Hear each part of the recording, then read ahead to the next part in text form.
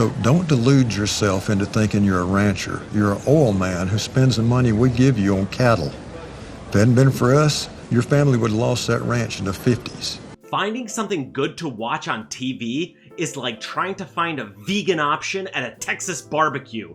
Technically, it's possible, but you'll lose the will to live halfway through. Even though Texas lacks vegan food, it makes up for it with hot weather, hot oil, and hot women. And this is the basis for the new show from Taylor Sheridan named Landman.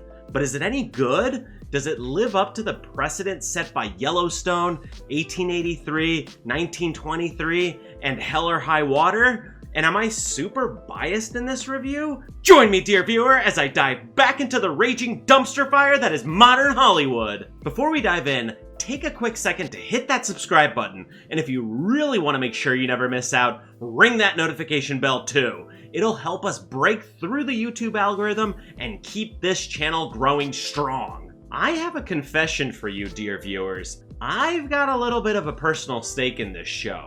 Did I work on this with Taylor Sheridan? No, of course I didn't.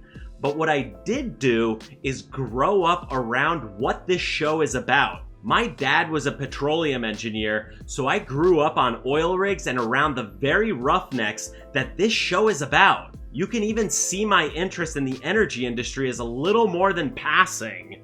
As a quick aside, these two books, Oil 101 and The Prize, are by far two of the best books about the petroleum industry you can possibly read. Daniel Yergin won the Pulitzer Prize in the early 90s with his history of the oil industry. Oil 101 gives you an entire rundown of how the industry works, and I'm 100% sure Taylor Sheridan has read at least one of these two books, because this show has got to be one of the most reality-accurate shows I've ever seen. From the roughnecks busting the new guy's balls to the cogent yet very nuanced explanation of how the oil industry works, this show is goddamn accurate. I especially love the short bit of the real-life oil man explaining his career. The way I got started in this, I was working in West Texas as a petroleum engineer. And I decided that it was time to have a little adventure in life. And I answered this one particular advertisement to go to work for a company in Libya as a field petroleum engineer. My Arabic friends used to laugh at me because I would speak Arabic with a Texas accent. And it was hard for them to understand my Arabic, even though I was speaking the true words. Things were going along pretty well until 1967. There was the Arab-Israeli War. And we could certainly see that the Arab view of us expatriates was beginning to dim. This scene struck me particularly hard because this was essentially my dad's life.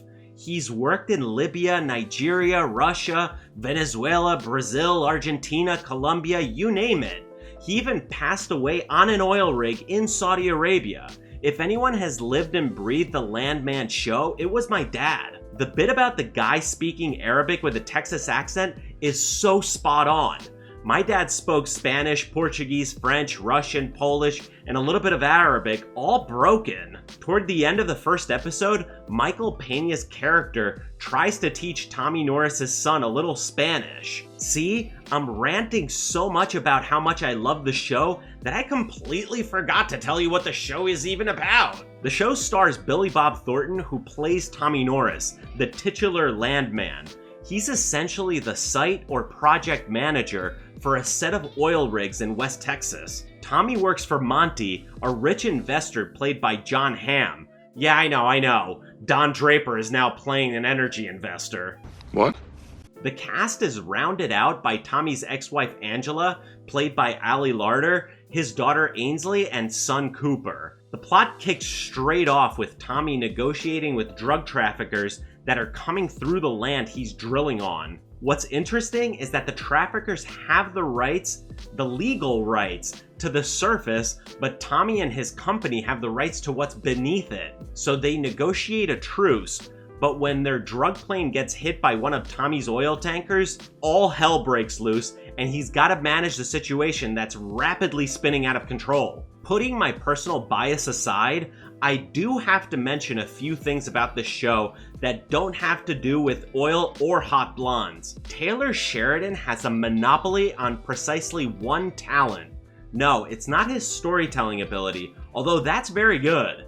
No, his main talent lies in his understanding of the plight of the working class. In each of his works, namely Yellowstone and Hell or High Water, he has an appreciation for the working man. In Hell or High Water, he's shown the kind of lasting devastation that the global financial crisis has had on regular working class Americans. In Yellowstone, he's brilliantly showcased not only how badly the environment is being treated, but also how the incursion of the rich elites into rural areas has affected the local population. I've personally seen how bad it is in Aspen, Colorado and Jackson Hole, Wyoming. These are two towns in which the billionaires are trying to kick out the millionaires. The working people that service both of these resort towns have no place to live. In Aspen, it's so bad that a one-bedroom apartment sells for north of $3 million.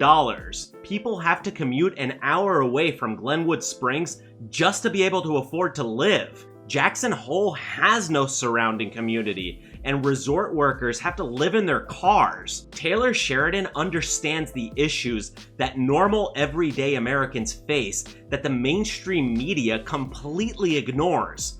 And this is where he finds success. He's a capable storyteller, and he can portray what he sees in a deeply rich and nuanced manner. This is the kind of message that we really need in films and TV. On top of all this, he's a brilliant filmmaker, so the drama of all he's telling the audience in his narrative is juxtaposed with beautiful shots of open land and the people that inhabit it. Landman is just the latest iteration of Taylor Sheridan's larger narrative understanding of the American experience. If you haven't heard of Landman, make sure to go check it out as soon as you can. You won't be disappointed.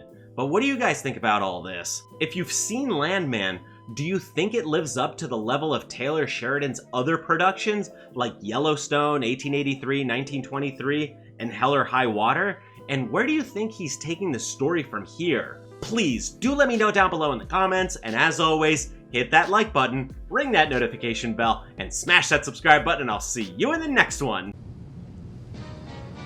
Okie dokie.